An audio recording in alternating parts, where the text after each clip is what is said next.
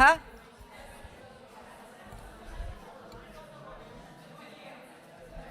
Shh.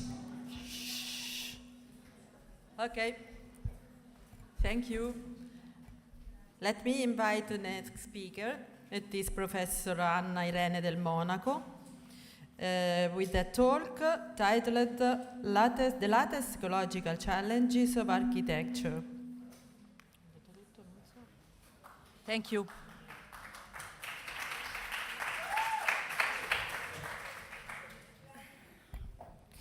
Good morning, everyone. Yeah, here we are.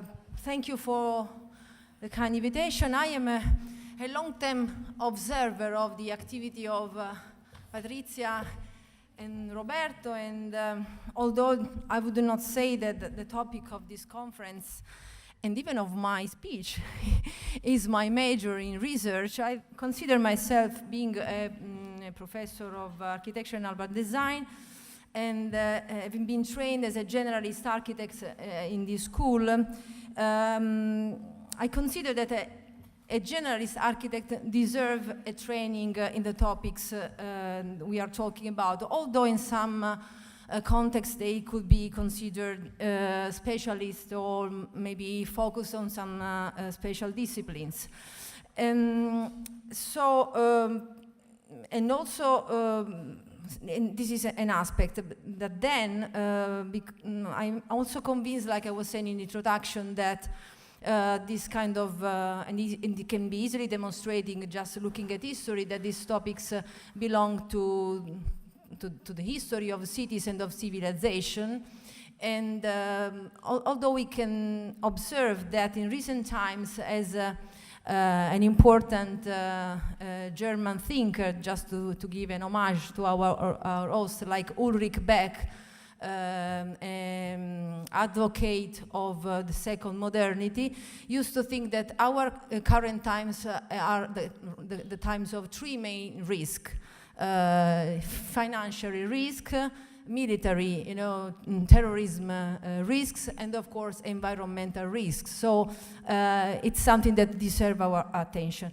I was particularly convinced to using the title the word latest and not new ecological challenges, just because I think that again we can go back to history and find a lot of references interesting to the relationship between ecology and architecture.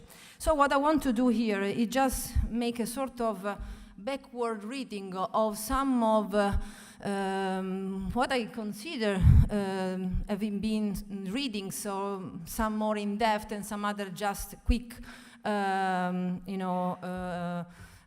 selection of topics that I've been doing in the last months or years, at first starting from books that rise the interest on the topic that we are discussing today. So they will be projects, books mainly, and also events related to all of them. Let's start from something that is very recent. A couple of weeks ago was issued a book in US called Eco-Humanism and the Ecological Culture. I think it is a very interesting book. It is available on Google Books. A former pupil of Ian McHarg, that we all know as the founder of landscape and environmental planning in US, especially based in Pennsylvania and Harvard.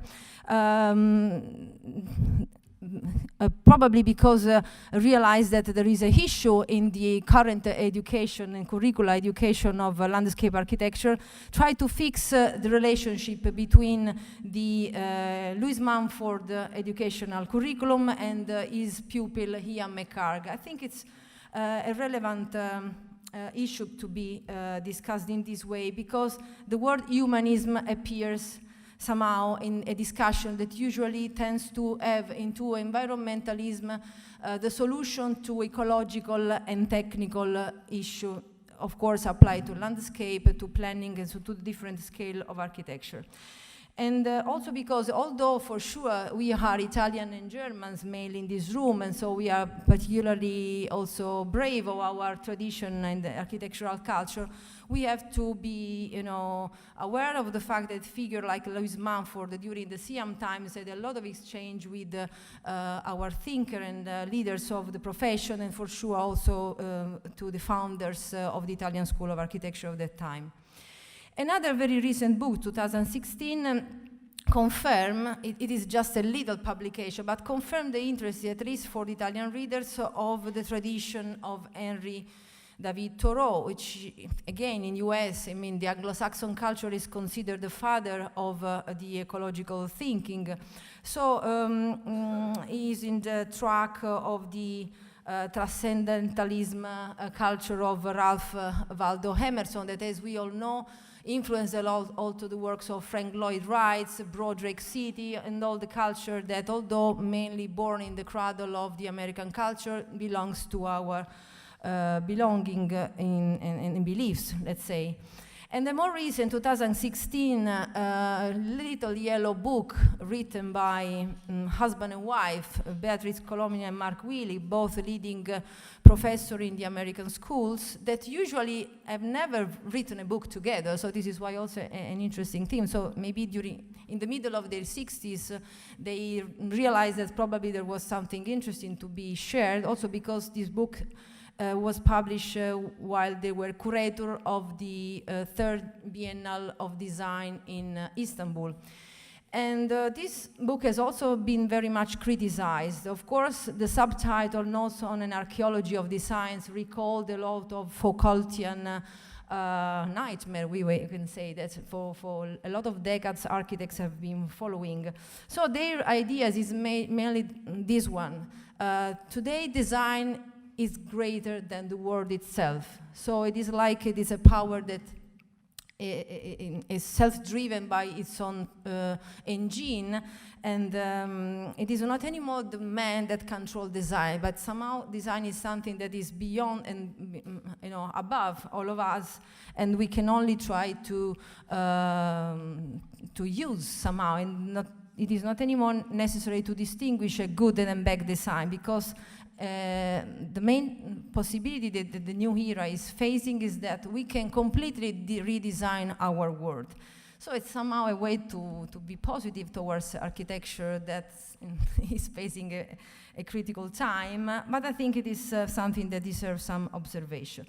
Also, a professor of our school and a philosopher, we have, especially in my department, we have a professor of aesthetics of architecture, wrote a book some years ago on learning from the moon. It's raising this interest in moon as a new museum, a place in which archaeologists could have their new challenges. Here we see some dots that give evidence of the things abandoned after the landing moon of the 60s. And of course, again, we are in the line of Foucaultian nightmare of architects that exactly in this room some months ago we hosted Giorgio Agamben, who is an important and well-known Italian philosopher, probably that spent a lot of his time in Germany too, of course, like the good philosopher used to do. And he declared, for Foucault, archaeology is nothing but shadow that the interrogation of the present projects on the past. In this sense, archaeology is the only way to get access to the present. So this word of archaeology is somehow related to all the stuff that we are talking today. And another important contributor is this Cradle to Cradle books that was followed by the upcycles, 10 years of distance, 2003 and 2010, by the same authors, one architect, one chemistry, chemical expert. And this is, the American would call it a seminal book, because it raised again, the interest to a way to reconsider completely the idea of recycling process. Not anymore to look at recycling, but to how we get to the process of recycling. So to fix the industrial production, the architectural production, and the production of the waste, to prevent the risk to involve important public and private expenditure on the idea of recycle. And it's interesting that these guys founded the industry, they did experiments with academia, so it was a driven experiment that I think it's remarkable to analyze both for the positive and negative aspects. Going back in time, so 2012, we see that we are abandoning the humanism, concept, and we are entering to this archaeological garbology words and keywords. And this is another contribute from a journalist, and this is another interesting aspect. So not only architects or experts of environmentalism are very much involved to this issue, but especially journalists, and this is also something particularly logical. Edward Humes, a Pulitzer Prize winning, wrote this book that belongs to, I would say, a former point of view, and very analytical research on how, what cost to manage, garbage and waste could have the opportunity to be allocated as public money to be reinvested in other kind of facilities. Like, for example, to heat 10 million home, power 14 million home, reduce coal extraction by 1,000 million tons. The book is full of all this kind of data, maybe a little bit heavy, but it's fundamental to give a dimension to the phenomenon the author is trying to analyze.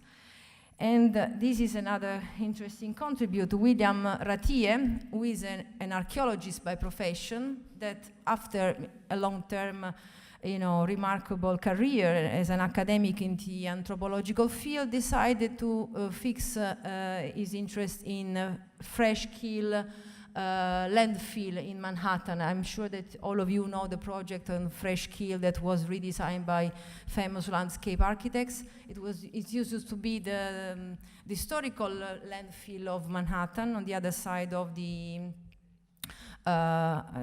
East River. And so he worked for several years on this landfill, convinced that an archaeologist can ground his interest in landfill and discovering about humanity is much more than what can discover elsewhere. And another interesting article that I would like to point out is the one from Gabriel Poirier, published in Journal of Architectural Education, which is the leading journal in architectural academia, entitled Monumental Waste. She established a relationship between the famous document signed by Louis Sert, Siegfried Gideon, and Leger in 1943, called the 9 points of monument, defining which is the challenges that a monument to be called like that, involving civic values, political values, and social values, has to fulfill. And compare these 9 points of the masters of modern architecture to three main well-known architecture recently built or designed. So the very well-known center built by Bjarkinkels in Copenhagen, and another wastewater treatment plant in Manhattan, to which also lighting designers and artists contributed, and another unbuilt project realized and designed by Hertwig Studio. Again, to point to this kind of projects at the center of the social challenges, like previous relevant themes of architecture used to be, like building new neighborhoods, building social housing, building public space that could represent the public and common values. And to conclude this backward reading, another keyword, post-production. Nicolas Bourrian is very well known as also a leading academic in the Beaux-Arts schools in France, and he wrote these books, Post-Production Culture as a Screenplay, How Art Reprograms the World, and the more recent book called Alter Modern, This contribute was of the beginning of 2000, 2001, so we have gone backward of 20 years. And that time, the keywords were more around this artistic approach, how to redefine a framework for rewrite, rethink to architecture. So post-production was the keyword used almost 20 years ago, and I have to say also in our schools, in the Italian academic schools, we had also important research on this issue, maybe a little bit late if compared to the international timely outcomes.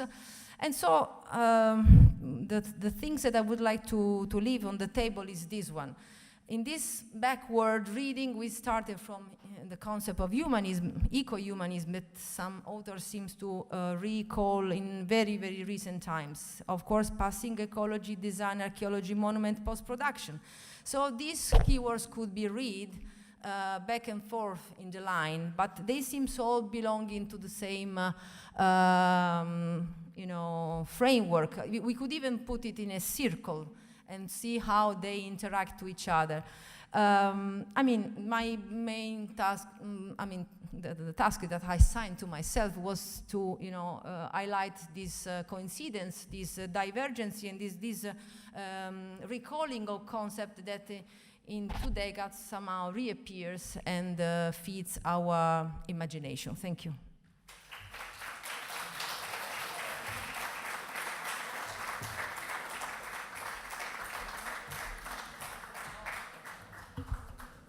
Thanks, Irene, for your interesting talk. And I think that in order to respect this tight schedule of the day, it is useful to discuss at the end of the day during the round table, and then we can go away with the next talk by Professor Spartaco Paris, where is here, with a talk on technologies, design, and sustainability, an issue. But if you want to spend just one question to the speakers, you can within the limits of just one, if you want. Or in case we translate each discussion at the end of the day. Okay. Thank you, Spartaco. Please. Hello, good morning. Thanks for the invitation, and thanks for this morning so exciting and relevant for the topics that we are listening. My short contribution will be jump back or forward into our didactic activity as instructors and as teachers within the school. And I will be talk a little bit more about some very, I would say, prosaic, because it's related to items and things that we are around us, like tables or physical small things that affects our world as designers, as users, and as humans. So it's more about, and thanks to Anna for the previous contribution, because the contribution is more about how remaking the way to make things, which is one issue in the School of Architecture and in the School of Design as well, and also about borrowing the previous contribution, and it's more about how art reprograms the world. So I put these small images from Joseph Alberts because I think that according also to the frame of this workshop, it's a good task to jump back to a relevant master who not just in this case as painter or as artist, but as teacher, did it during his career. And when I met this text that I'm going to take as sample, I really try to change my way of teaching. So let me share this short contribution with a very small tribute to Joseph Alberts. And from the short text that he wrote during his first phase of his activities of teaching at the Bauhaus. The original text was Verlicher Formun Terreicht, but we have two different English versions, and since 2010 also an Italian version, which is Teaching Design or Teaching Form Through Practice. So I will read just a couple of abstracts from the text, and then I will make as a sample of my way of teaching two different experiments that we did with students in the School of Design. So, our is an economical-oriented age. In earlier times, worldview was more important. Today, nobody can exist without considering economics. We are concerned with economic form, but also because the need for rational design necessarily follow the previous overemphasis on emotion or historical forms. Because, like clothes, forms are also wear out. Economic form arise out of function and materials. Study of materials naturally precedes understanding of function. Thus, our attempt to come to terms with forms begins with study of the material. In many cases, the productive handling of materials has been determined by techniques with a long tradition. This is why education in the craft consists mostly on the transmission and acceptance of established methods of workings. This narrow training leads to a loss of creative freedom. It stifles inventions. But invention and also reinvention is the essence of creativity. Once experienced, invention becomes a lasting spiritual possession, and gaining this experience for oneself is the training one needs to create form, to work and the language, the expression of time.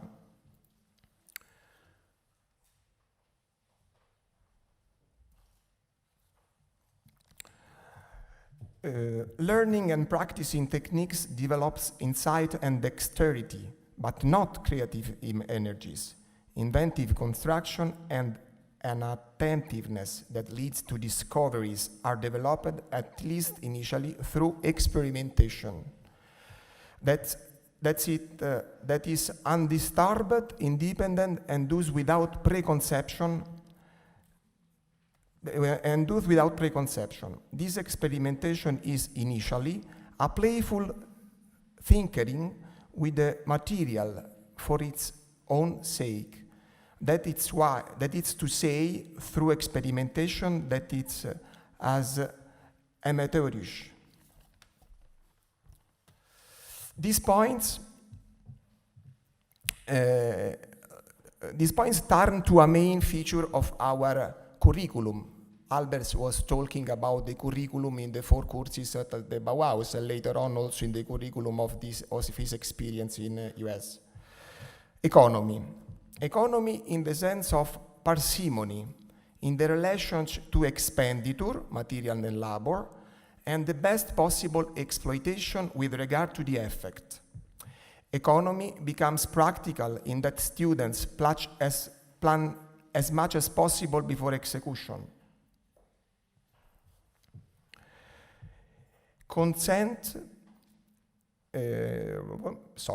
Economy becomes practical in that students plan as much as possible before execution, thinking things over its cheapest way to avoid waste. So we come back again to the waste which is the issue. Consent to the use of new materials depends upon the students remaining true to the objective of the project. As much as possible, materials are to be used without waste, without cutting. Preliminary experiments are made into the smallest possible form, and in the case of valuable materials, using cheaper substitutes. Economy leads to a stressing of lightness. Surface trumps volume into its efficiency, solid body, hollow body. And likewise, we are more interested in linear graphic construction, half timbering, transparent scaffold. The use of the points is most interesting of all, emphasizing and connecting points. If such mathematical elements are achieved negatively, for example, as empty of volumetric relationships, then heightened interesting, stronger effort, and greater unity are generated.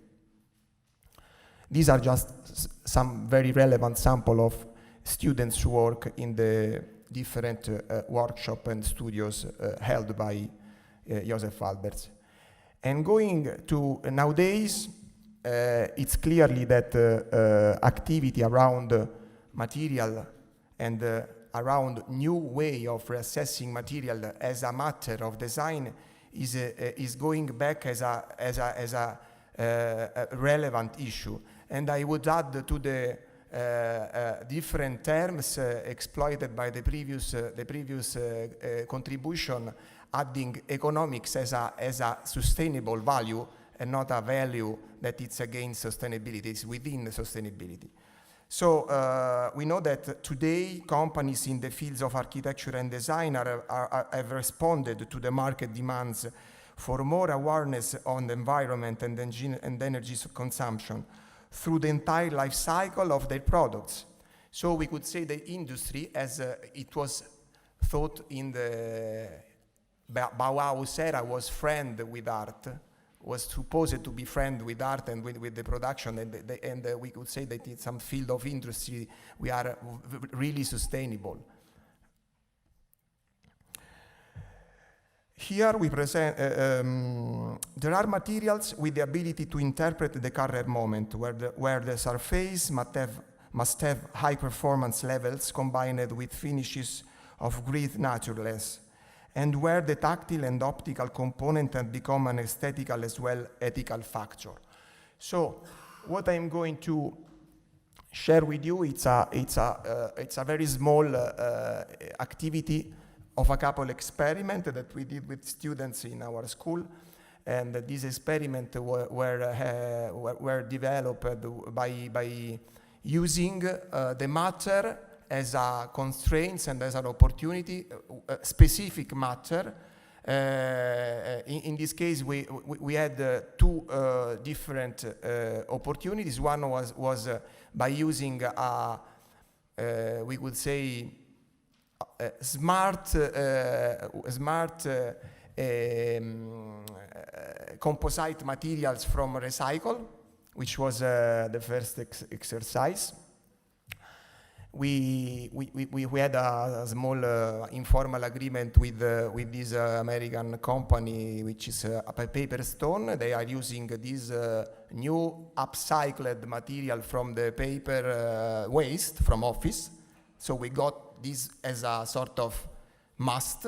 Let's design some furniture with this material. Why furniture? Because this material is actually already in the market of the industry, but it's mainly used for community furniture like top in the restaurants for the hall or the kitchen. So it's a sort of not relevant material as a material that can stay in our space, but it's a sort of hidden material.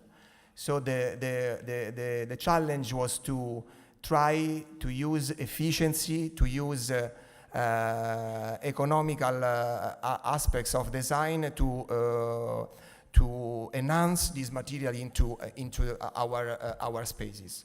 So according to the requirements, the exercise was mainly developed by considering no waste when you are starting with the production. How to reduce waste and to use as a method of working the minimum amount of waste when you design, when you produce.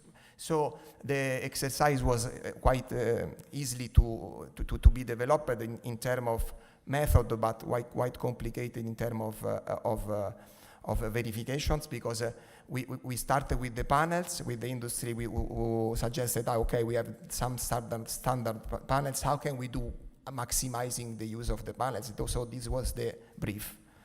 And later on, also trying to consider an interaction with our group within the school. So we have worked closely. We are starting to work closely also in the field of product design, which seems to be strange, to work with the engineers in the field of product design. Usually it's not so common in the school of design, but we do.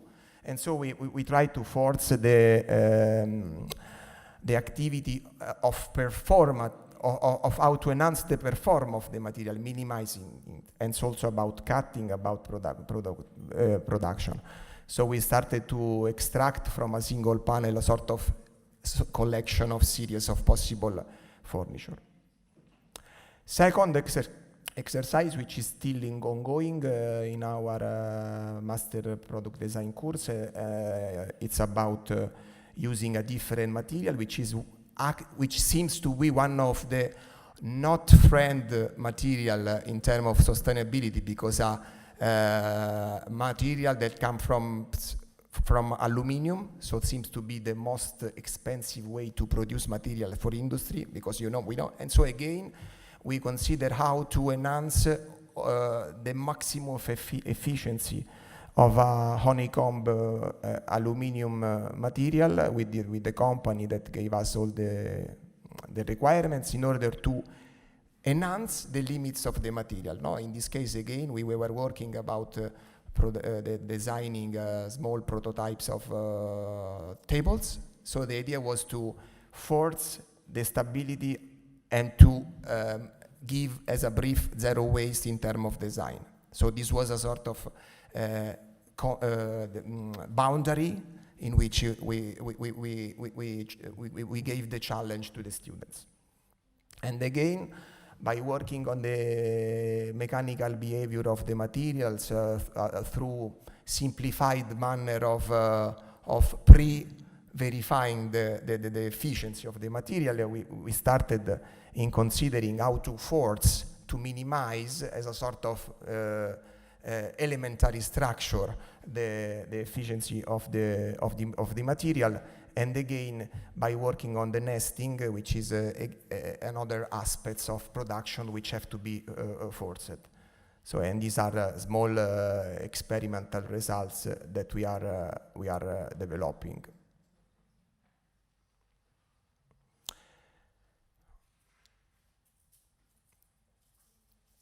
So I think that's it, and probably we have compressed the time, but it's okay. Thank you.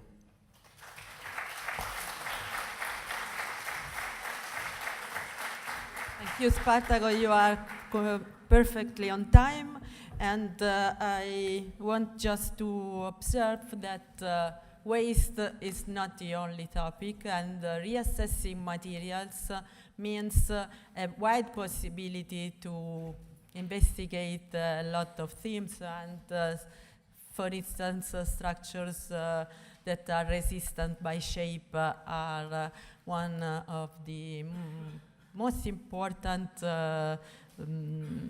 analysis approach. And I now introduce the next speaker, that is Professor Alessandra Battisti, with a talk on from refuse to reuse in architecture, technological recycling in low-tech construction for India and South America. So you can have a very wide overview about the themes that are suggested by the theme of reassessing material. Thank you, Alessandro. Good morning. First of all, many thanks to Patrizia for the kind invitation to this seminar. And then special thanks to the organization and to our special guest of Weimar. Und herzlich willkommen zum Haus und wir sind froh für diese Präsenz in Rom. So, viel Glück.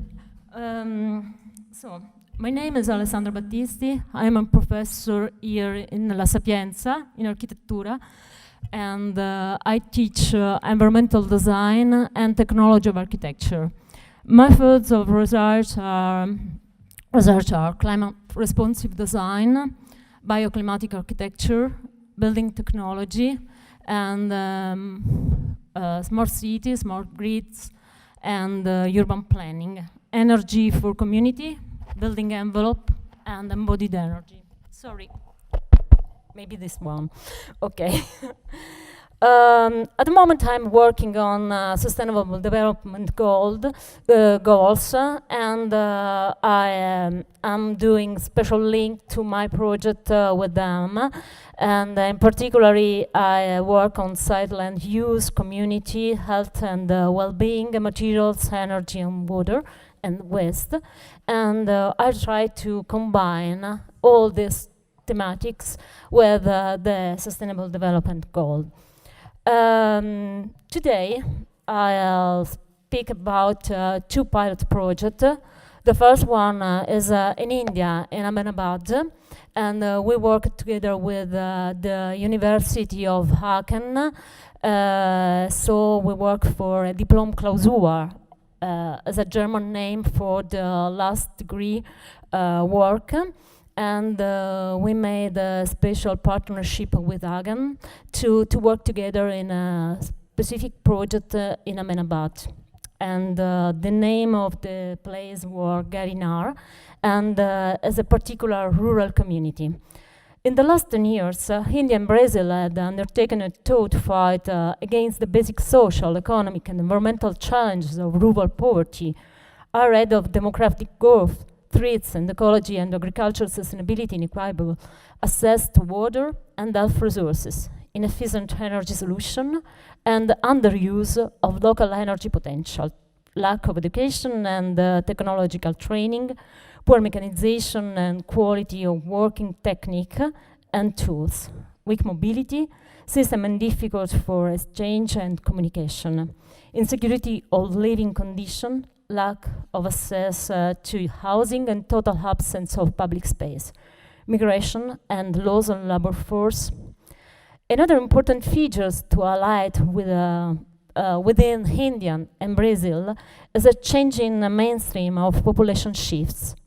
Since 1980s, new areas and displacement toward medium-sized cities are bringing to the emergency and growth of small urban centers, such as rural habitats, mining cores, or large enterprises and clays, together with an increased importance of community, as well as the depiction of expansion of the agricultural frontiers. So we are here in India, and here is Ahmedabad, and World Health Organization estimated that in 2008 the 50% of population lived in the city, and the other 50% lived in the country. But when we'll arrive in 2030, probably we have the 80% of population that is in the city, and the 20% will live in the country. So it's a problem, and you can see this is the area of Ahmedabad, where there are 6 million people, 6 million people at the moment, but in 20 years probably, the people, the inhabitants will arrive at 10 million people, and the area of the cities will be grow more and more. And here at the center of Ahmedabad, but we would like to work in the edge and the perimeter where the dialogue with the country is still live, and we would like to combine a special presence of the country and dialogue from country to the city. And in Ahmedabad, you know that there is special weather and a seasonal monsoonic period, so you have a lot of water flooding in September, and there is drought in the other period like January and June. So the city works like a sponge. We began because it was a pilot project that we began 5 years ago, and we began with a special study on the Doshi architecture. The title of this seminar was Learning from Doshi, and we begin to understand which are the typologies that are so typical of the Indian city.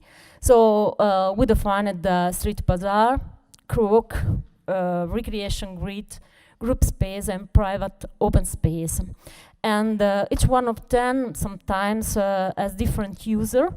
The first one and the second one, resident and passengers. The recreational grid and the group space are the inhabitants and neighborhood, and the private open space are only the residents.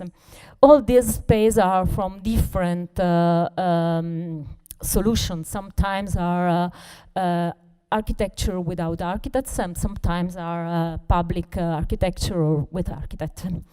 But first of all, we began with economic study and the current indicator of the earning capacity and dwelling units. And it's important to understand which are the economical condition of this kind of population, and in particular that the size of their building and living place are around 20 square meters per family.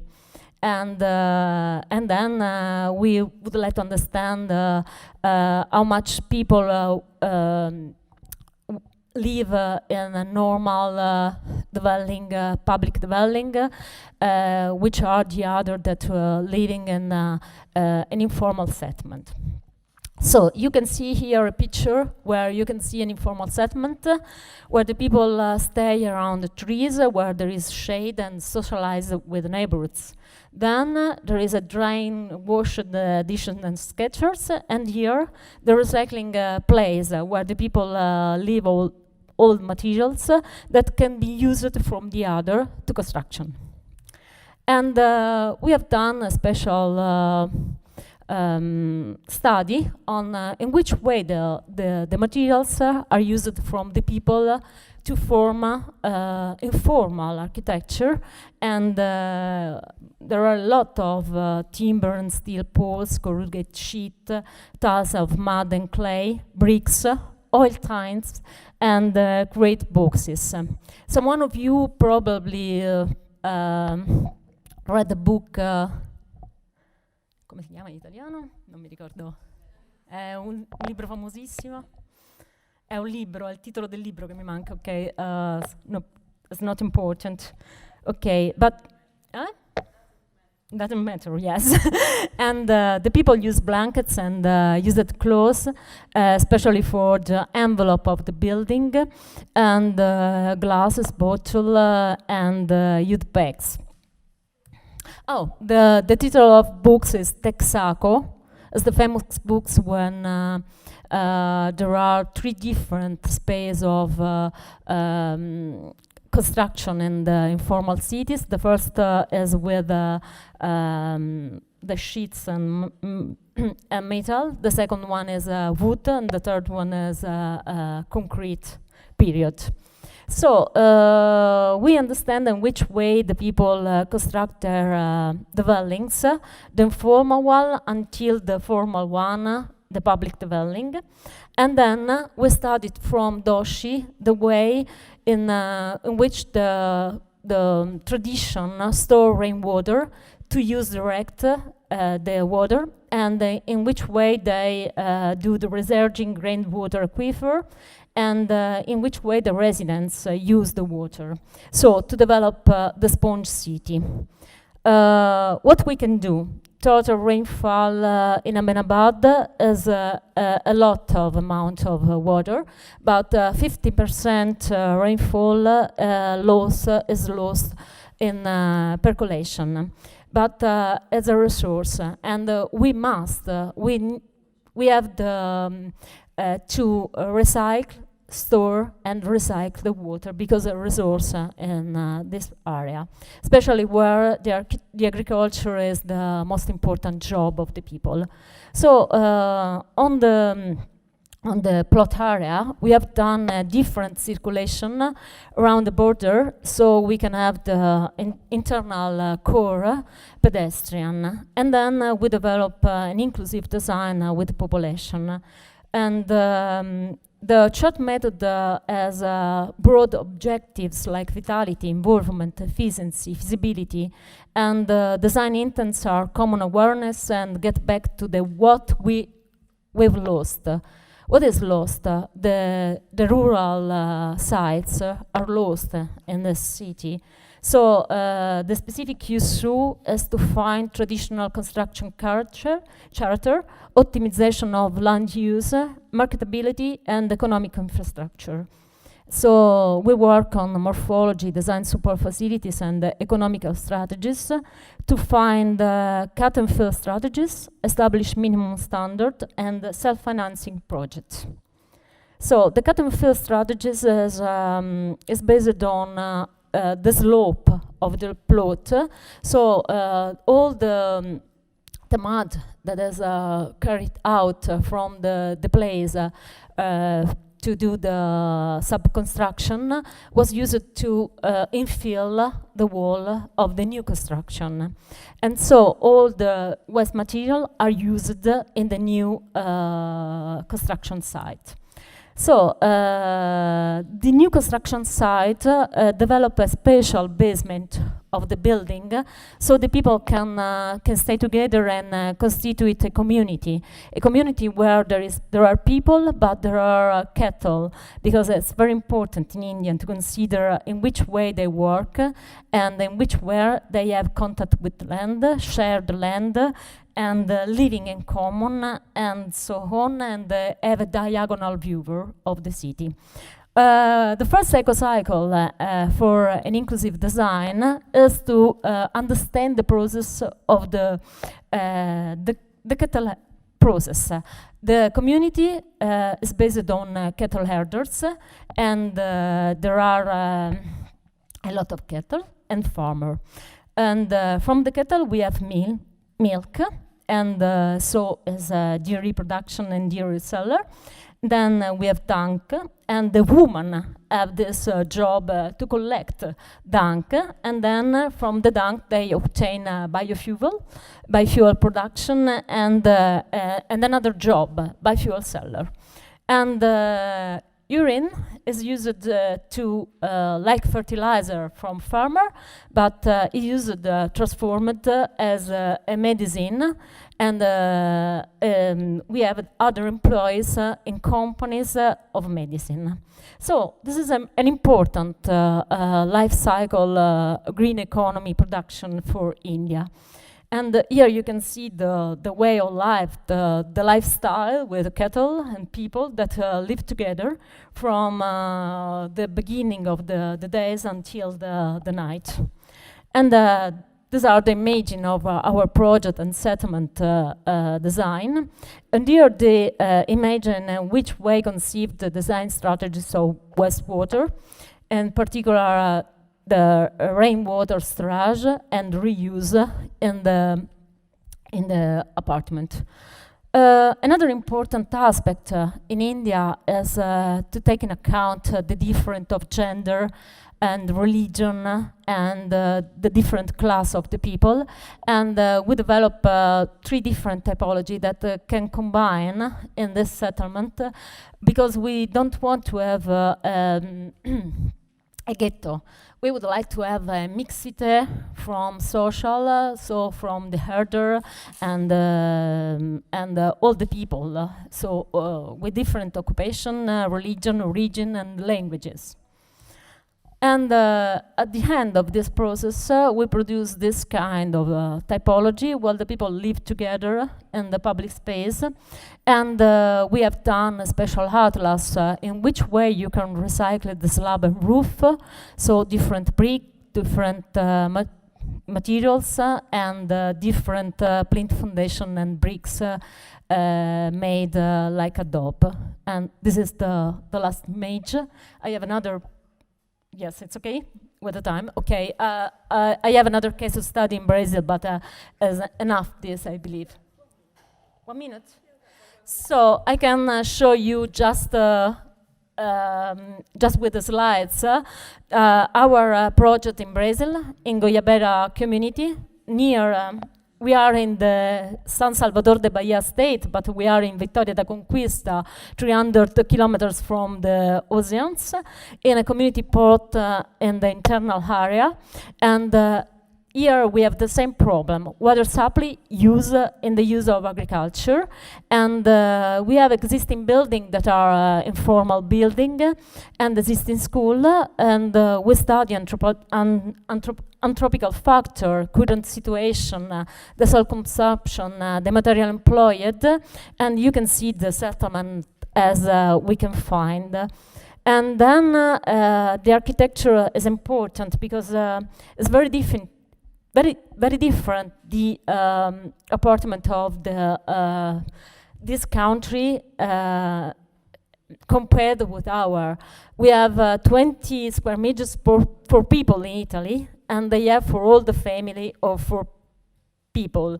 So it's very difficult to enter in this kind of design. And the roof generally present to pitch, and the most common technology is adobe. The foundation made of dry stones covered with sand. This is the current situation where there is an electricity grid, but it's present from 2008, and not all the houses are connected. And we don't have a waste system, is absent, and are put together and burned by people.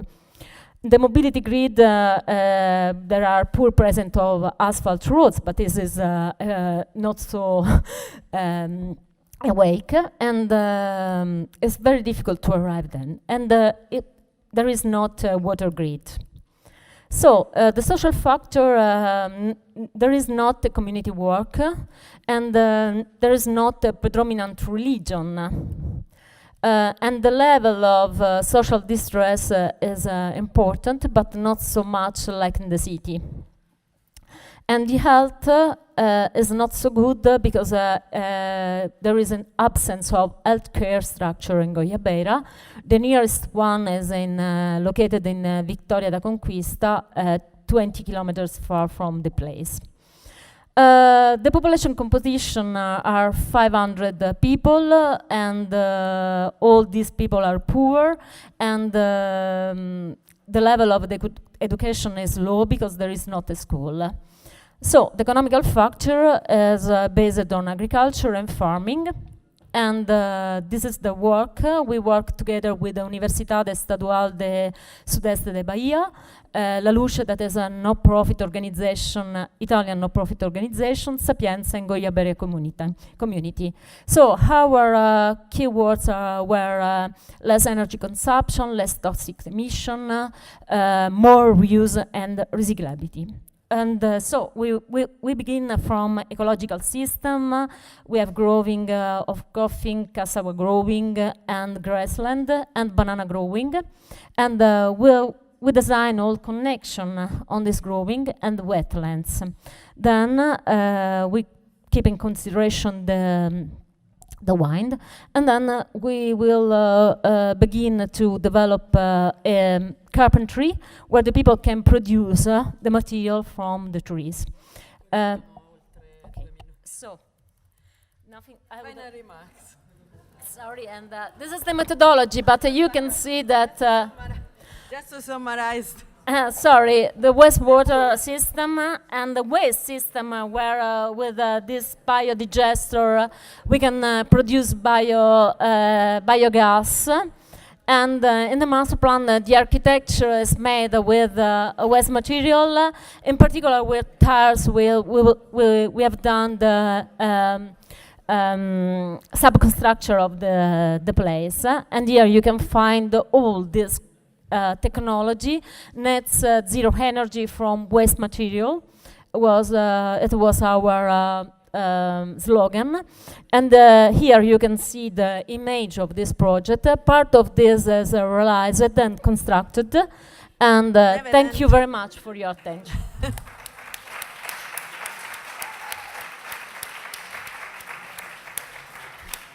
Never end discussion. Thank you, Alessandra. Let me invite the next speaker.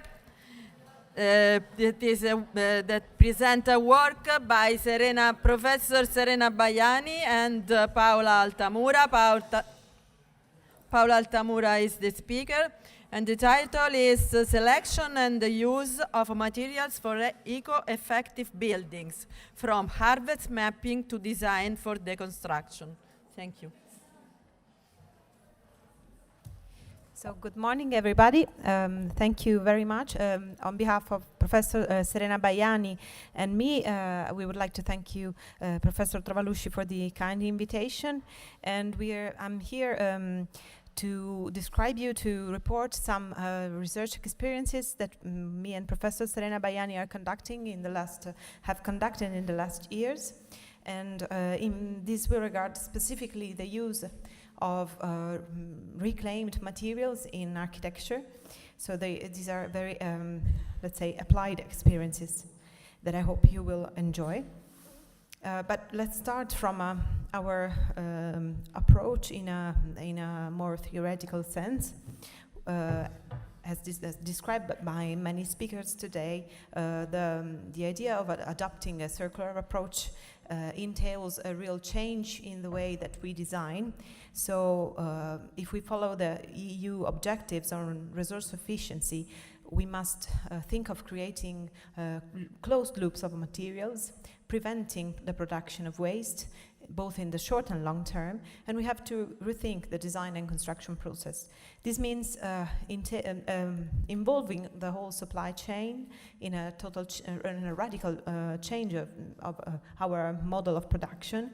And we have to maximize, obviously, the use of renewable materials, but also imply resources coming from reuse and recycling. In another way, we have to change our design process in order to extend the useful life of products, including buildings. And through design for deconstruction, we can replace components in buildings and make them last longer. So many strategies are needed to change this approach, but the idea is that as William McDonough, the author of Cradle to Cradle, said, each environmental challenge or problem can be interpreted as a design challenge. That is our starting point. So if we think of a building as that has a global useful life of, let's say, from in Italy from 50 to 200 years maybe, we have to think that we have to consider that each layer or each technical element and component that makes up a building has a different useful life, so a different length of life. This means that if we want to guarantee sustainability, we not only have to choose the right materials, but we also have to think of how we can assemble them in a way that the single layers are reversible and can be replaced over time. This means moving from an approach that, as you can see in this image, is linear, that and that entails taking materials from the environment, using them for buildings, and then when we do not need the buildings anymore, simply destroy them, demolish them in a destructive way to produce waste. We have to shift Our model, as Commoner and Braungart and McDonough have been long saying for years about the idea of closing the circle and the cradle-to-cradle model, we have to change our approach, and eco-efficiency, that is the strategy that we've been applying, for example, to energy saving in the building sector, is no longer sufficient if we want to preserve our material resources. We have to shift from eco-efficiency to eco-effectiveness, which means that we have to form a supportive relationship of the building with the ecological system. So we have not only to reduce waste, but to generate cyclical cradle-to-cradle metabolism that enables material to maintain a high value over time, or even increase their intelligence and their value in terms of environmental impact, and also in terms of quality over time. This means upcycling materials, and not only avoiding or preventing the formation of waste. In this diagram by the Ellen MacArthur Foundation, you can see how the different alternative technical options that we can apply in this sense must be integrated. And these are not just recycling and reusing, but also refurbishing, remanufacturing, maintaining. So different strategies can be applied to technical materials in the building sector, and must be all, let's say, shared with the supply chain in order to enable us to put the cradle-to-cradle design paradigm into reality. As a research team, we've been focusing mainly on the idea that the nearly zero energy building model is not sufficient anymore. As the H2020 research guidelines, for example, say, we have to shift to add another part of this approach, which is the nearly zero impact of materials used over the whole life cycle of the building approach.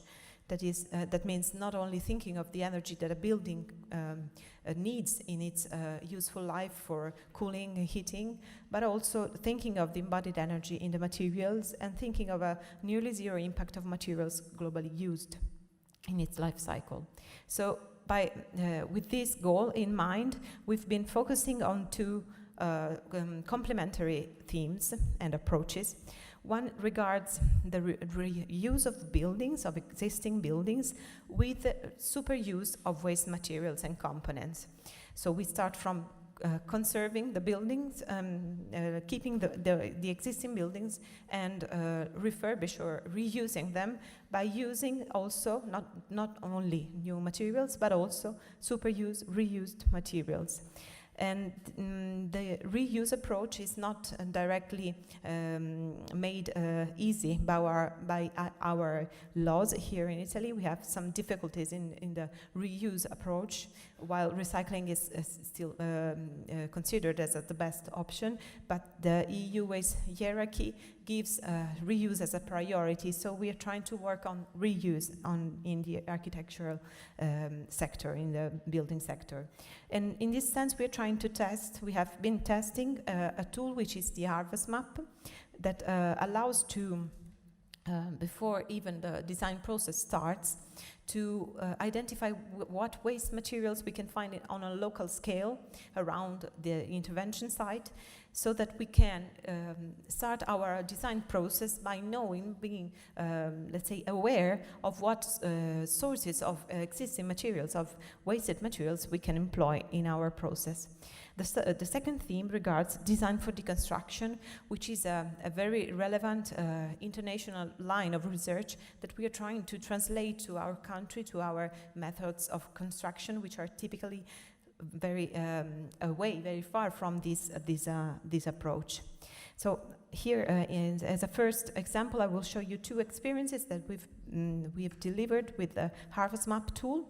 This specific GIS map has been developed by the Superuse Studios, which is a studio in Holland that has been offering this free platform to users in order to share local resource flows for architecture. So each designer that scouts the territory for materials can, let's say, input his data in this system, in this map, and then other designers will be able to employ these materials in their projects. So the idea is that when you start a design process, you first have to be aware of what materials are already available on the territory. We did an experience with Cesar Perren, who is the architect that founded the Superuse Studios, in a restoration of a listed building in the Northern Lake District in Italy, so near Milan and Como, using the Superuse approach. So the first thing that we did, we helped Cesar Perren to do was to do a geographic-based research in order to understand what kind of industries or other demolition sites or all the kind of sources that we could have around the villa in an area of 25 kilometers of radius that could provide materials for this renovation. After the scouting phase, we did the real harvest map, so the map of all these sources, and we selected with him the materials appropriate for the different uses that were needed in the villa. Many students were involved in this experience and many young architects. And after a few months of work, we've gathered 130 wasted materials that were inserted in the Harvest Map platform. And after that, the ones that were selected for the renovation project were mainly, for example, fabric processing waste, because we have many fabric industries of very high quality in the area of Milan. And then byproducts derived from laser cutting of metal sheets, as you can see in the central image, or surplus production of wooden and metal sandwich panels, as you can see in the left image, and other machinery, for example, disused textile machinery, composed of different metal profiles, because we were looking also for elements that could bear the load of solar panels, that we had to build a small roof with solar panel in the garden of the villa. So very different materials that were afterwards were used in order to renovate the villa and also to create all the furniture inside it. So we used 22 materials, and many teams of designers and builders were involved from both Dutch and Italian, and many different materials were used. For example, leftover of cut of industrial neoprene were used as sound insulation for the floors, and they were topped with a reused exhibition floor. Then we had the leftover metal sheets from laser cutting that were used in order to build both the fences of the villa and this pergola for the solar panels. And then we specifically curated and made it possible to reuse leftovers of a specific kind of resin that were applied in the bathrooms, as I will show you afterwards. And then we all the teams involved designed specifically the furniture that you see in these images in order to enhance the waste materials that were available in the best possible way in terms of design process. As you can see here, we found a producer of a Malta resin that could be very helpful for the renovation of all the bathrooms. The villa is very large; it is 500 square meters, so there were so many floors and walls that had to be painted, but in a not permeable way, let's say, in the bathrooms, for example.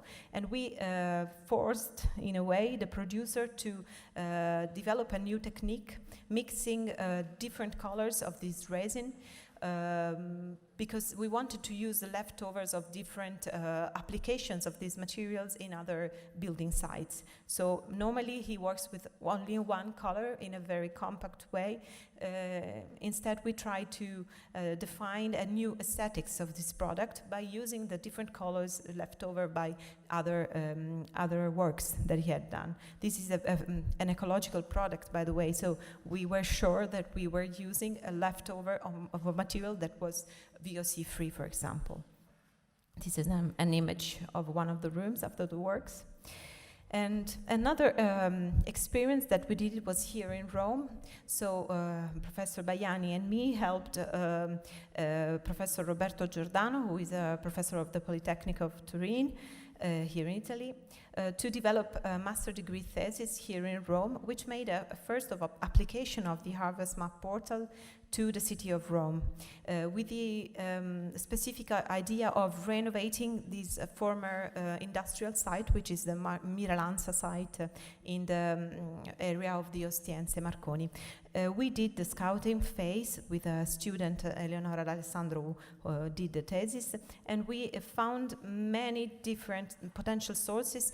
And, we have to consider that this is this very, let's say, central area in Rome. So we didn't have many industrial sites in this area, but we found different materials coming from construction and demolition sites, from collapses of other industrial buildings, and from abandoned infrastructures in the area, but also waste from the commercial supply chain, so cardboard, plastic, textile scraps, and other materials.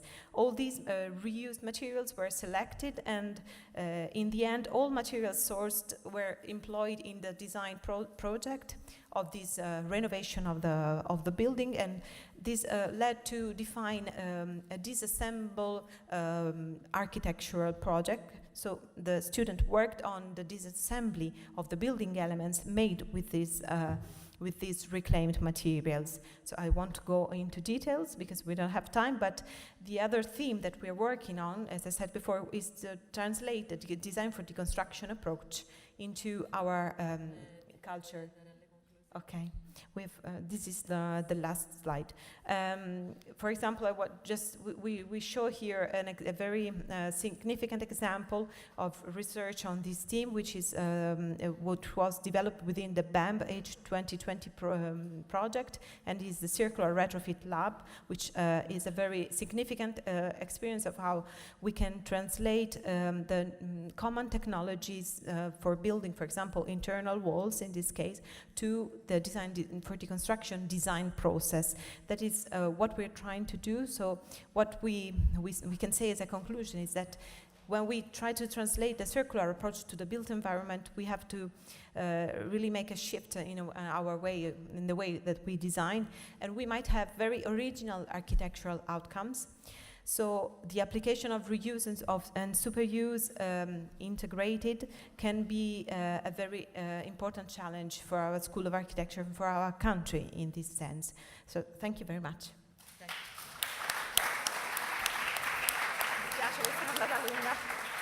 These are very challenging applications that need time to be explained in details, but they are examples of circular thinking, and that led me the occasion to introduce the last talk of the morning by the engineer Giovanni Petrucciani of AMA. That is circular thinking between technique and imagination. Thank you.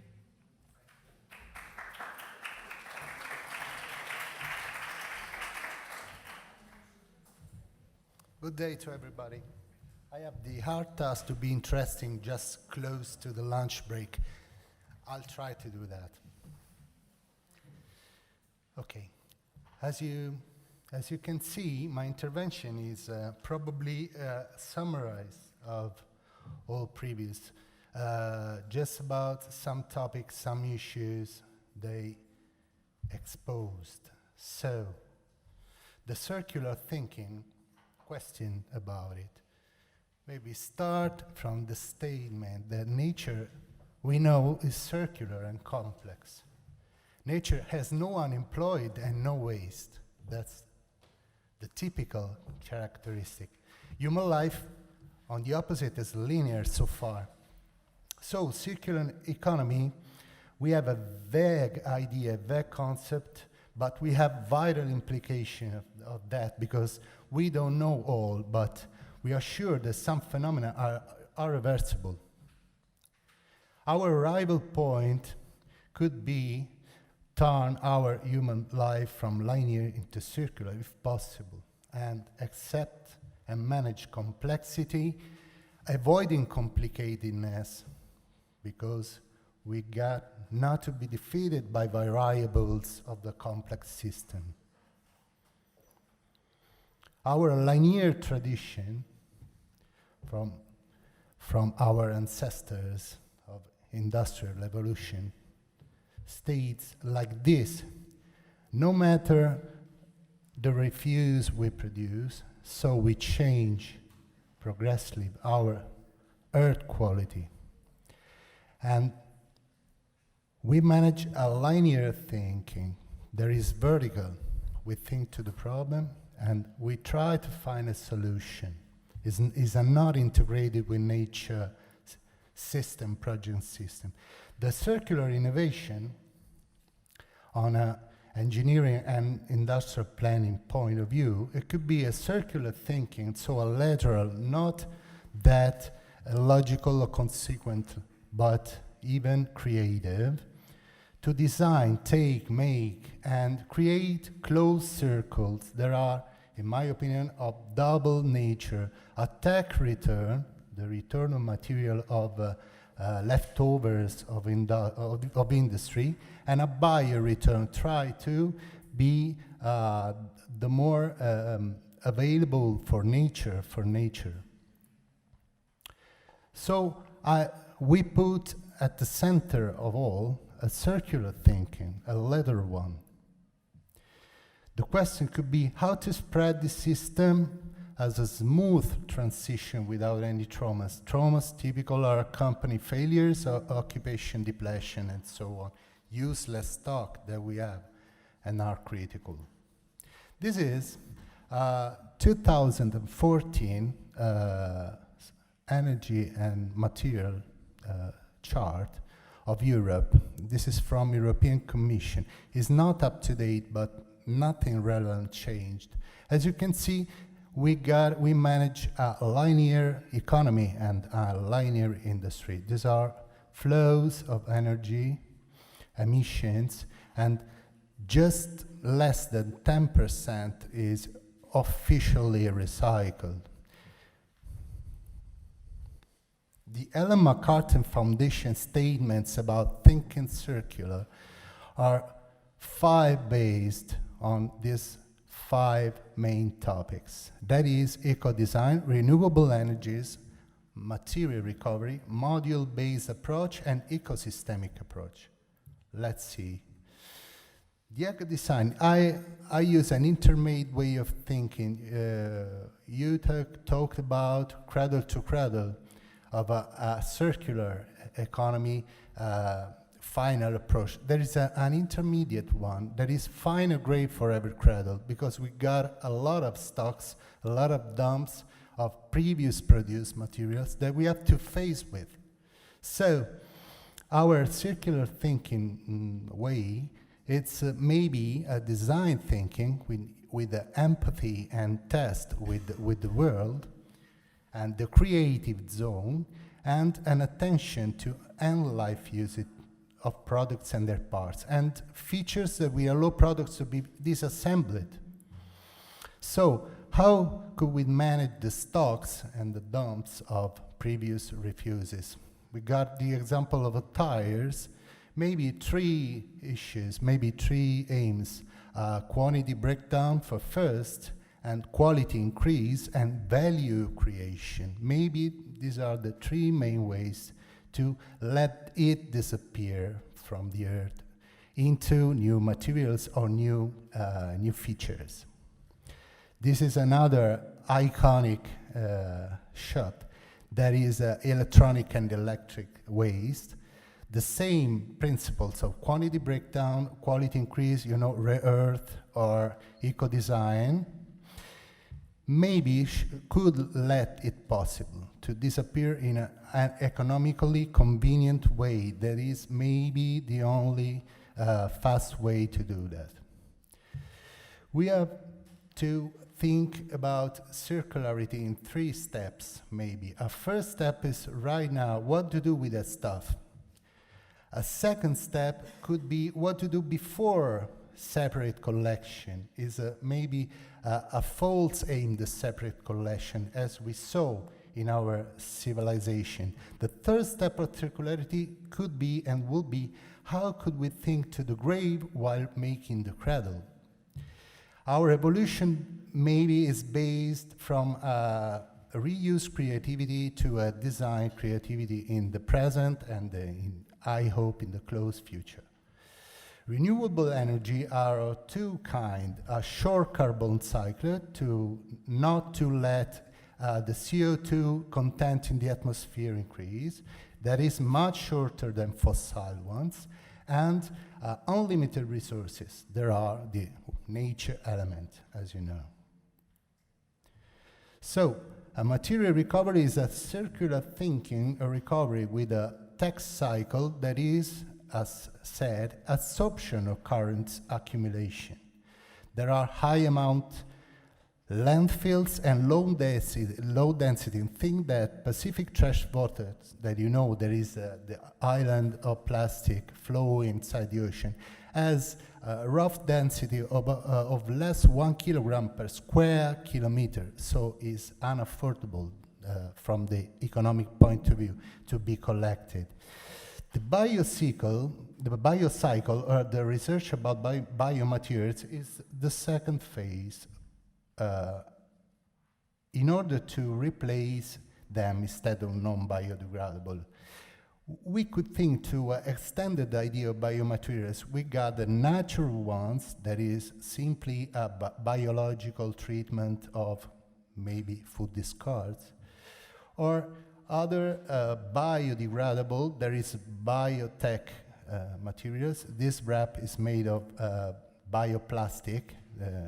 Pasta is inside, of course, that is biodegradable. And another aspect, another part could be, is not properly a biomaterial, but it's a mineral-like. We could think about the building reconstruction, demolitions, refuses, as new rocks, new minerals for landscape recovery. So our updated intermediate cycle of circular economy could be this: a research push due to improved technology and to absorb the past waste in a comparable way, and the ordinary circular economy, ordinary obviously in theory. So with a market pool that produces its present waste and could let the industry fit to a closed approach. The module-based is a way to allow disassembly and reuse and maybe a fixing, repairing economy instead of a consumption economy.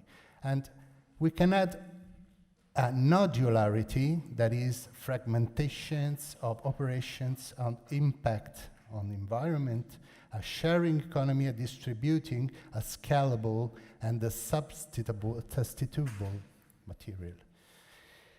In a word, an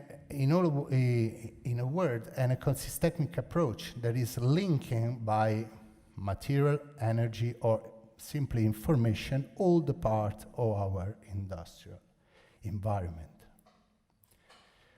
How does Europe face the linear economy and its bad effects? With regulation that is mainly deadlines. Deadlines maybe are the only way to face it, but are far in time deadlines. We don't know if industry and economy will be ready to that. The sense is demonstrated by the past. Past deadlines have been often disattended, but no way, it's not important. That's maybe the only way. Our responsibility is maybe to let research on one hand and market on the other match and work together, acting in synergy, having those deadlines in mind. Thank you.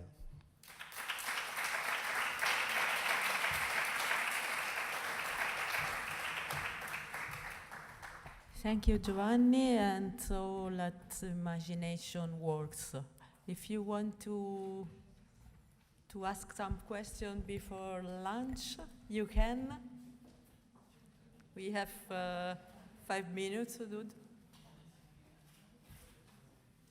Students? Chiedete quello che volete, anche in italiano.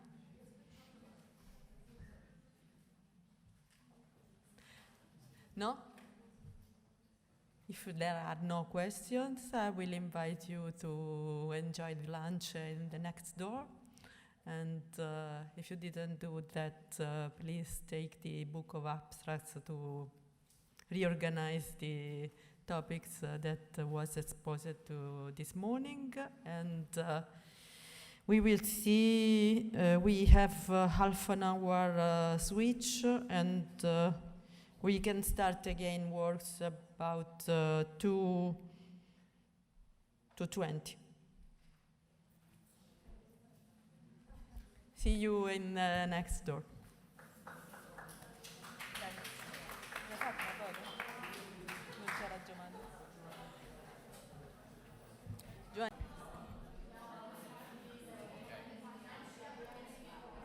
So,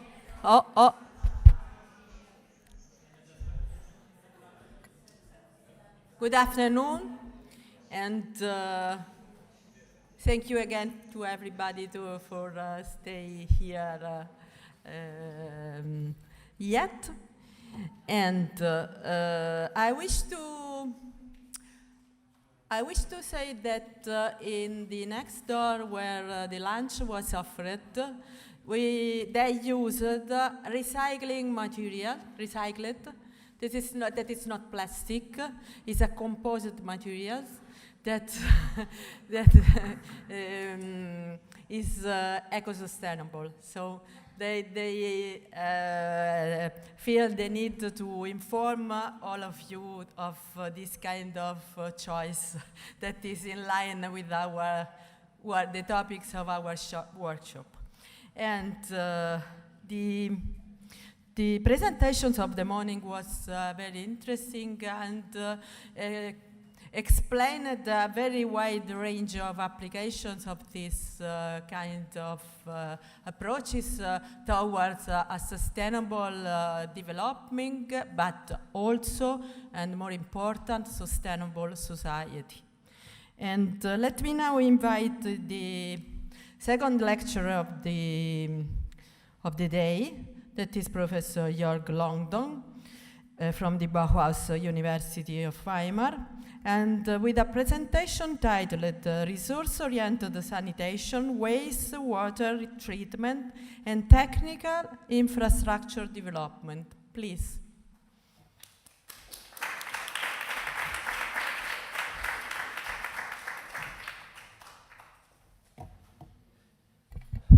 Yeah, thank you for the introduction.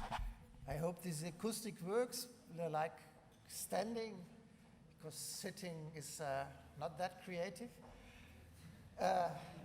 Okay, so you all know that Bauhaus, 100 years before, was searching for solutions for relevant questions for the society.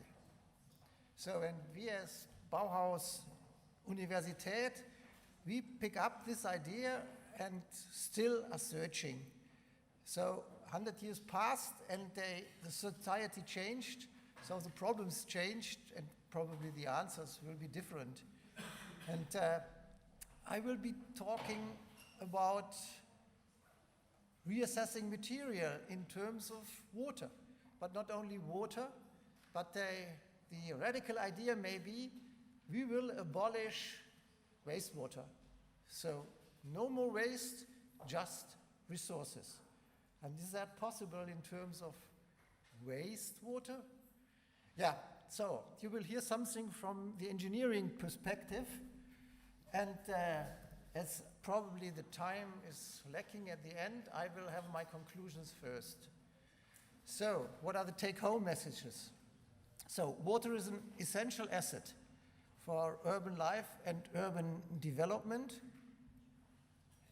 It may be nice or it may be a catastrophe. Not yet in Rome with the heavy rainfalls, but we know about that drought and flood. Yeah, we all rely on safe drinking water supply, reliable wastewater discharge, and stormwater management, also sustainable stormwater management. So I could face a lot of dirt in the rainwater on the streets walking through Rome at the rainy time. So not forget about this. Water infrastructure is an integral part of the city, although, at least in dry weather situations, it is not visible. And you must not forget about this. The water infrastructure has to be considered in very early stages of the city planning. So old Romans knew that already, but modern urbanists sometimes forget about this. They draw just blue lines and think they have dealt with water in a right way. Yeah, the management of rainwater, of wastewater, covers mainly aspects of hygiene. Yeah, this is known and was the first incentive to deal with wastewater at all, to prevent diseases. But today we also have to consider resource recovery, and I will give some examples. And if we would not mix up everything, like you know it from solid waste, so not mixing all the waste streams and call it waste or a sewage in the end, wastewater in the end, that is favorable, and I will show you examples. So we could lean back because the services of today's sanitation, everyone could be happy. So we have drinking water, it's hygienic, safe, we have service water for the industry, we have drainage, no flooding or nearly no flooding of the streets. Yeah, water for firefighting, everything is fine, but there is no resource recovery. That's completely different from solid waste, yeah? So we try to recycle, maybe upcycle, you heard some examples what we should do, but nobody talks about wastewater. Even in the laws, we have different laws for solid and for liquid waste. Why? That's an historical reason. It's not necessary. So could we change this? So I would like to start with stormwater that we thaw every day here. So typically we have this combined sewer system. So we mix dirty water, sewage, and rainwater, and this goes through pipes, sewers to the central treatment plant. So in some parts we have this separate stormwater pipes directly discharged to the river, or we have infiltration. Okay, in terms of closing the water cycle, we should have an infiltration of rainwater. Yeah, but looking out of the window, you definitely see this is not the easiest part in a city like Rome or other cities, and maybe Rome even is not that difficult because that's really a green city. You have a lot of open space, but in most cities this is difficult. But you have to take into account that rainwater is not clean. So you have to deal with rainwater from different sources in a different way, and that's a resource, a water resource. You could use it in the city, but therefore you first have to keep it separate, not mix it with sewage. Okay, some pictures. Malmö, for example, the new port district, so they have consequently not mixed rainwater and have these green green spots, green islands. There are plants growing, they are cleaning the water, they are evaporating the water, and they definitely influence the microclimate in that area. And all around this quarter, we have a lot of these spaces. You can see sometimes directly connected to the houses, so that the terrace here is a private one, and a little bit of art.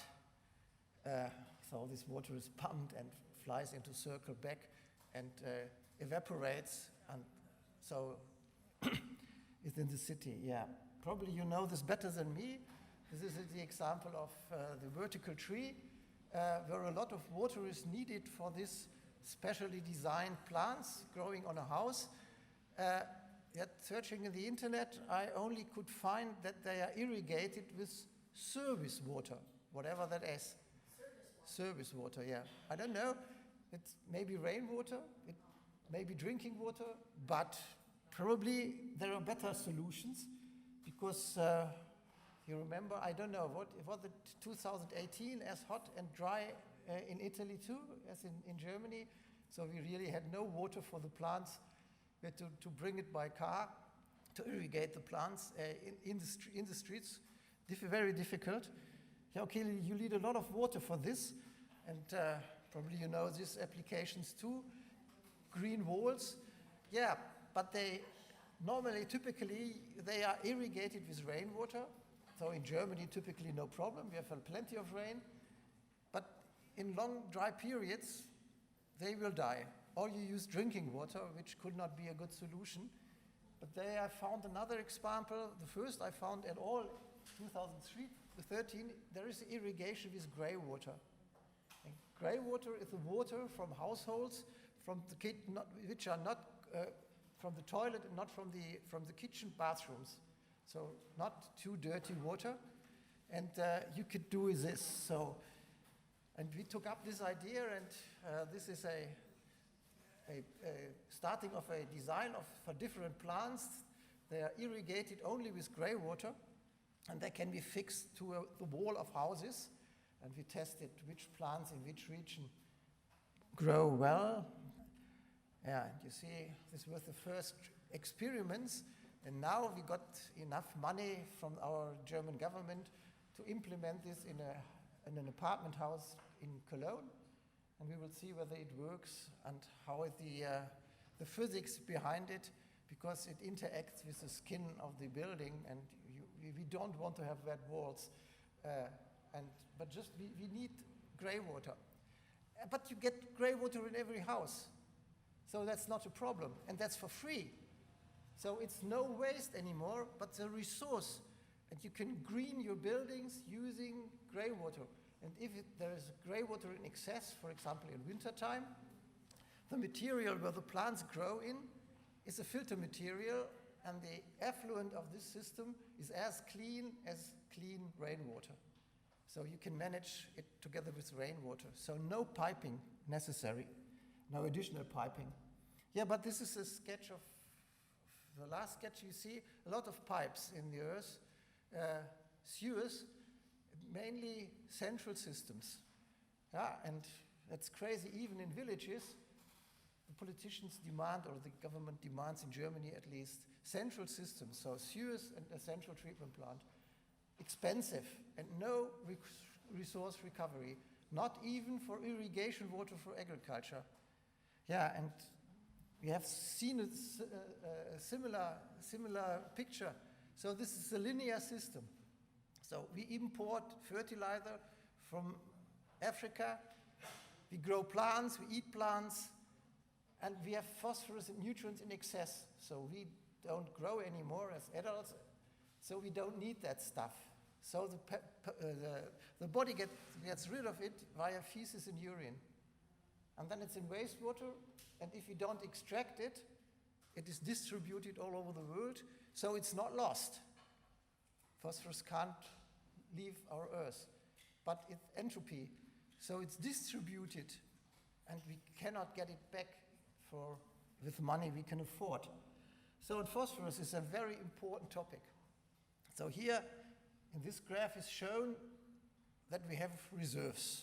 And a reserve is defined by the amount of money you would need to take it from the ore. So 35 or 100. And you see, if you spend more money, you will get more phosphorus. Yeah, but $35 is a price no developing country can afford. So if you have this picture in mind, then we have two things to take home. The first one, it's a limited essential resource. We cannot substitute phosphorus by any other substance. We need phosphorus to grow plants, that's it. And we are getting more and more people on Earth, so we need more phosphorus. And the second thing, the main source of phosphorus is in one country, it's in Morocco. And this is very, very dangerous if one country has an essential resource. Yeah, and calculating these numbers, you see, it's in 100 or 200 or 300 years, then we have no more phosphorus for affordable prices. So phosphorus is more important than oil, much more important. We can substitute oil by different things, but we can't substitute phosphorus. So it's a must to deal with phosphorus, and it's a must to deal with phosphorus in human waste, also in liquid one. So, and you see this sketch, it shows you the idea of the circular economy. So get valuables out of it, produce something, and then use the water. So not just this linear system. I will not go into detail, but give you one background and then some examples. So, okay, if you look at our wastewater, it contains three main compartments. This is grey water, and you see this is a huge amount, depending on the country.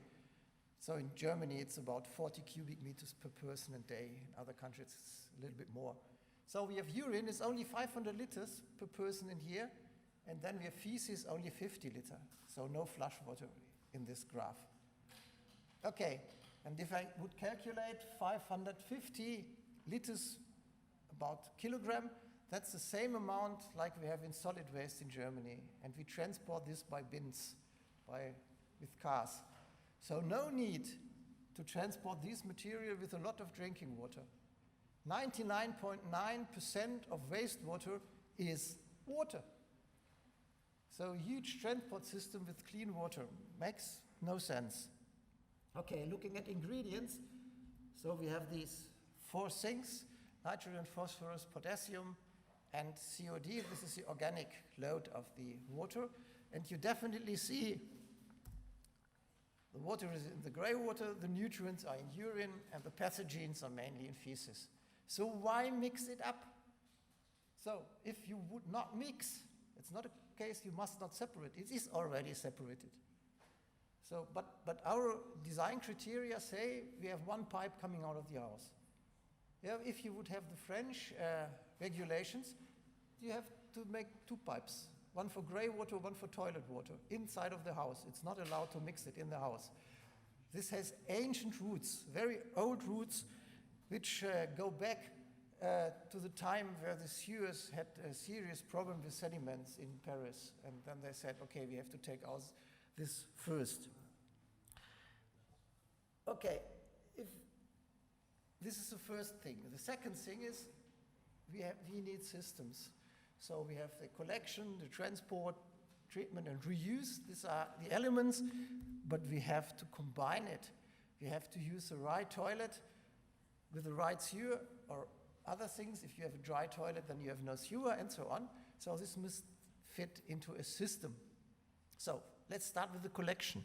I said not mix urine and feces. Yeah, this is a very old toilet on the right, 1890. This was a dry toilet, and you see in front is the, this is for urine, and the other things fall down. This was constructed not to collect urine, but not to mix in the basement because of smell. And on the left side, the reinvention of this toilet from Sweden in the 1990s, 100 years later. So we have this for urine, and this definitely only works in a sitting position. It sometimes gives some troubles, but yeah, especially men dislike it. but they have to be trained. Yeah, but the disadvantage was that, that flushing water is diluting the urine. And this is a very new invention. I hope I can start the film. Does it start? Yeah, okay. So urine is separated, is not mixed, with a very simple trick.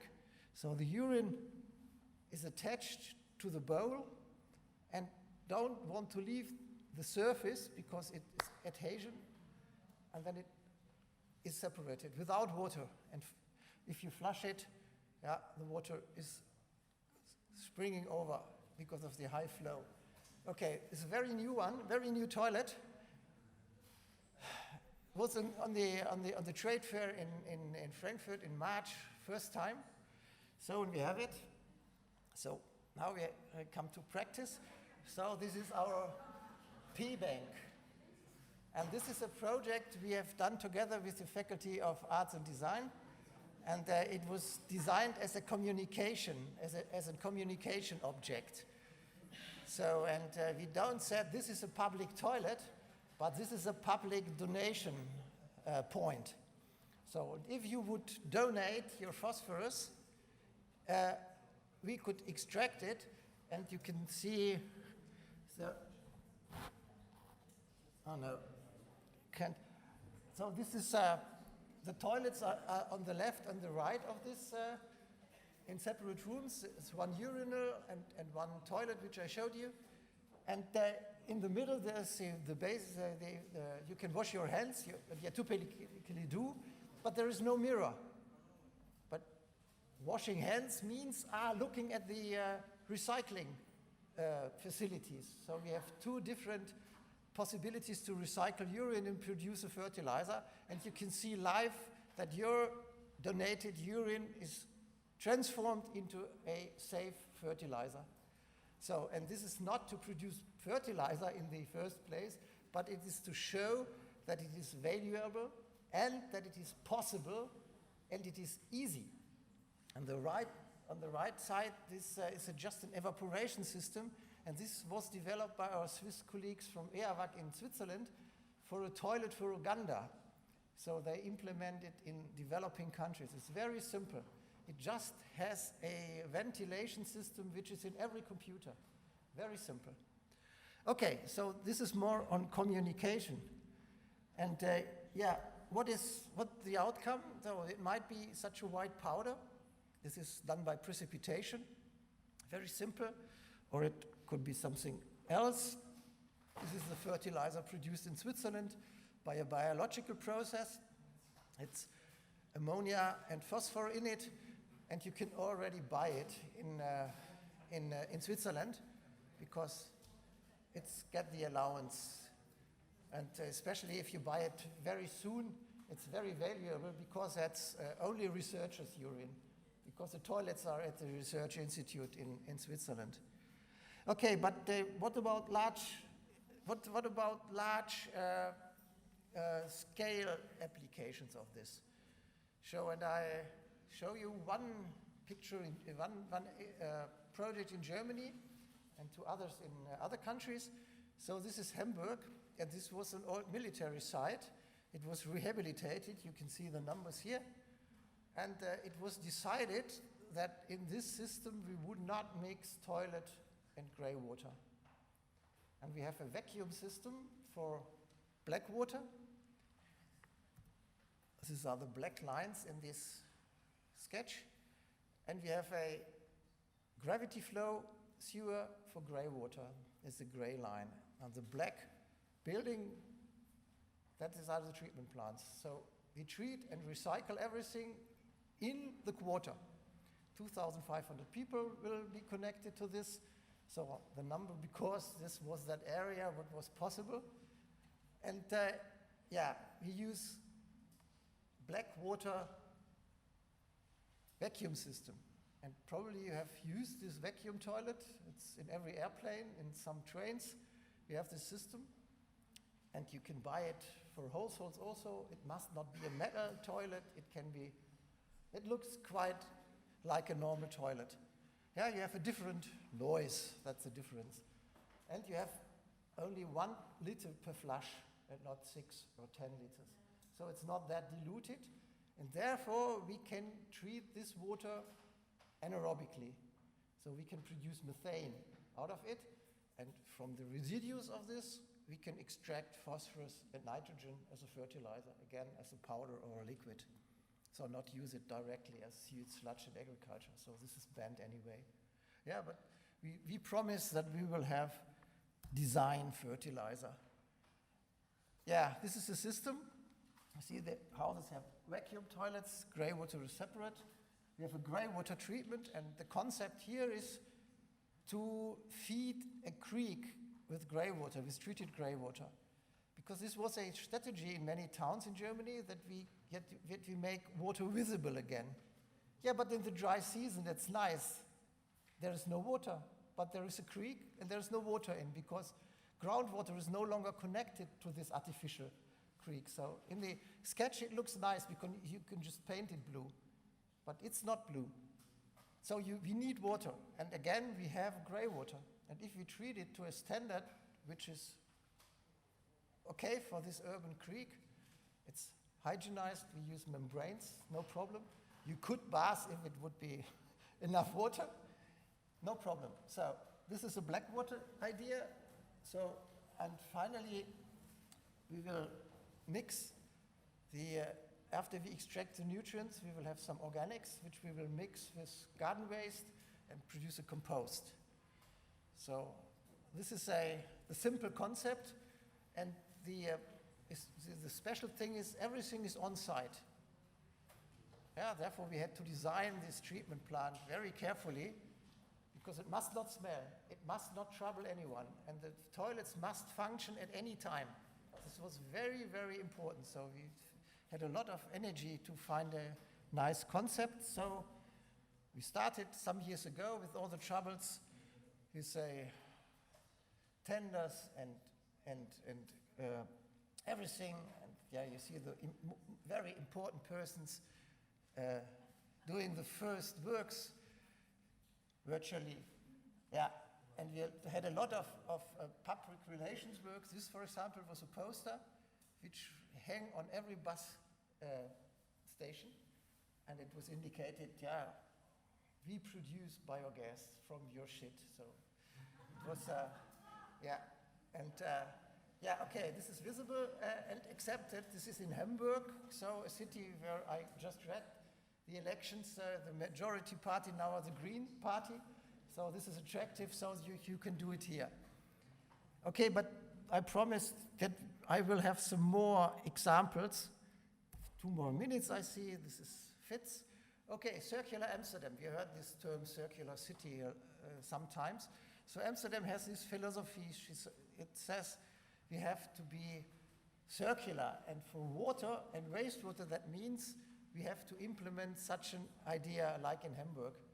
And at Boykslauterham neighborhood, they really build it. And you know, Amsterdam is a city with a lot of water, but not too much space to build houses.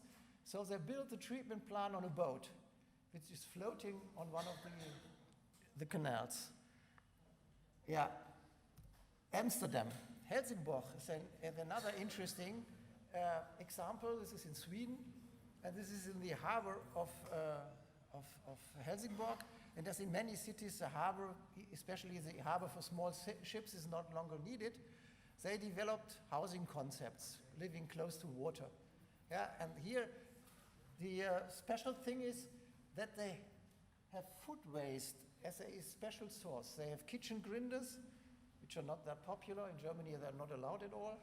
And they have kitchen grinders in a vacuum system, so they can extract all the food waste from the kitchen directly and put it into a biogas plant. They do not mix up black water and food. I would do it, but they won't, because they say, the acceptability is lower, but you could.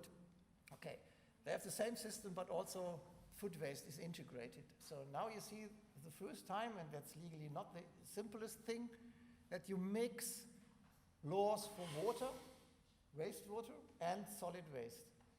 Yeah, but this is a challenge, but it is possible. Yeah, and the last example, a very promising thing, because this is driven by a private company.